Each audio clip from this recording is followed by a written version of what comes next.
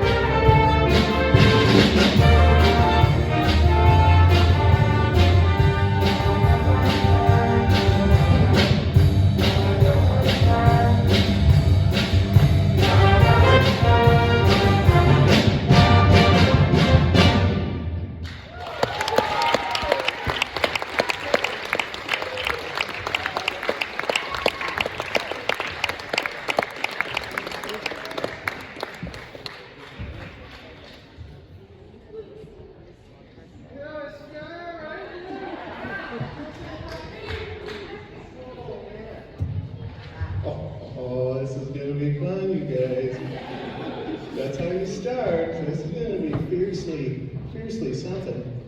This is really hip. Hi, I forgot you were here. Thanks for joining us. Thanks for being here. This is the Langdon Area High School Jazz Band, and they sound fierce.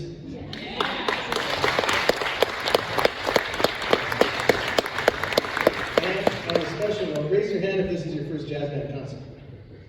The band is double. That first tune was entitled Desert Wind, written by a composer named Tom Moulter. He wrote it approximately 2 years ago, and it's a fusion of Latin and pop. If you notice, it uses some bossa nova elements. The bossa nova is a style of music that comes to us from Brazil, invented in the mid to late 1950s and early 1960s, perpetuated by composers like Antonio Carlos Jobim, the composer who is famous for instrumentals and vocals, including Corcovado, Girl from Ipanema, and my favorite, Waters of March. The bossa nova features predominantly a slower, more melodic section, and the predominant use of major seventh chords. Tom Moulter bridges the gap of the early 60s with the late 60s there. You hear some elements of the 1968 recording of the Ventures version of Hawaii 5-0 coming together to create that tune. And on a special note, it features two first-time soloists, Rudy Mosier on the tenor sax.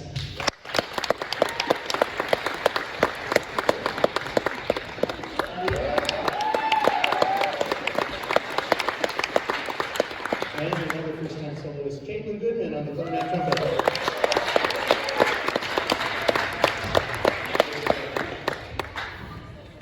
Oh, we need a box.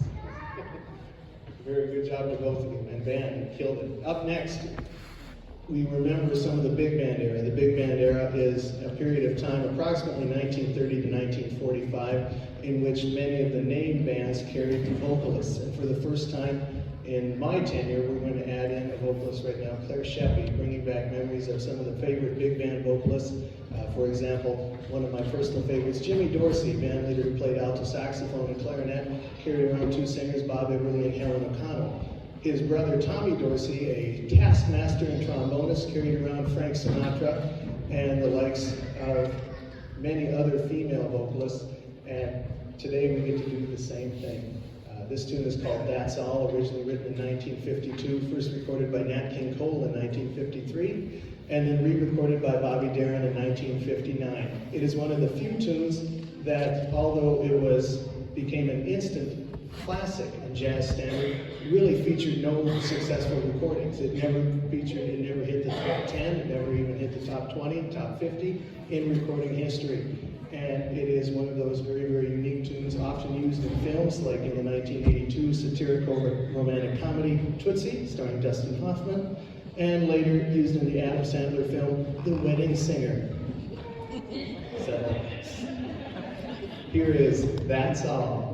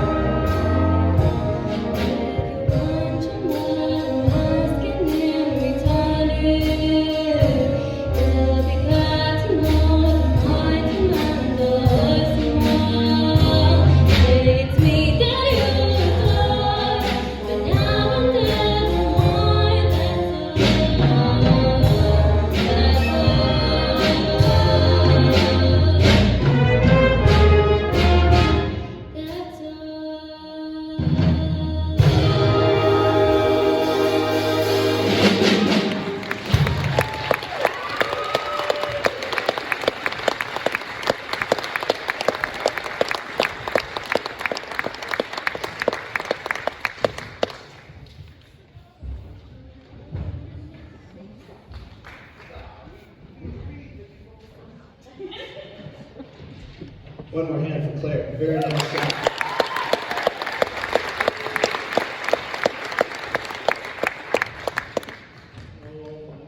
All right, it's almost that time. Time for the last tune. Before I let you all go and play it, I just want to, from me to the band, thank you.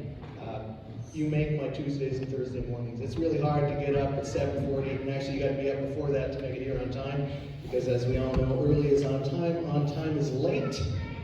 And I have been perpetually early the rest of my life, showing up an hour or two beforehand. It makes it really weird when you're the only person roaming around, but I can talk to myself, I guess. But it's really, really fun. It was really weird. We slept in, you guys didn't have to come to rehearsal this morning. And for me, it was really odd. I felt kind of lost. And I was like, I should be snapping my fingers, talking to people. And I was just in the room, just kind of moving chairs and going, I don't know what jazz band's going to sound like. But you're making it phenomenal, and it's really good to have you all here. I'm looking forward to it. Our next performance will be January 31st, where we will perform at the Myra Jazz Festival in Grand Forks. It's a by invitation only jazz festival featuring some of the high school bands from around the state, and we perform for 2 adjudicators. We'll play these same 3 songs and perhaps add a 4th. And then we'll just keep going and see what happens. And we also have the opportunity to listen to the Myra Big Band, which is made up of all professional players and music teachers in the area. It will be a wonderful experience, and it has been the past few years that we've gone with me, and I'm looking forward to it. We have one more tune for you today. It's a pop shuffle made famous by Stevie Wonder, who's celebrating 60 years in the music business this year. He started his career at the age of 13, writing and recording his first tune, which made it to #1 on Motown Records, and it is a very, very interesting chart. Since then, he's recorded many, many other things, and today we salute him with this piece from his 1975-76 album, Songs in the Key of Life, a tune called Isn't She Lovely? Hope you enjoy it. Features Keith Elliott and Victor Wong on the alto sax, Caitlin Goodman on the clarinet trumpet. Hope you enjoy. Isn't She Lovely?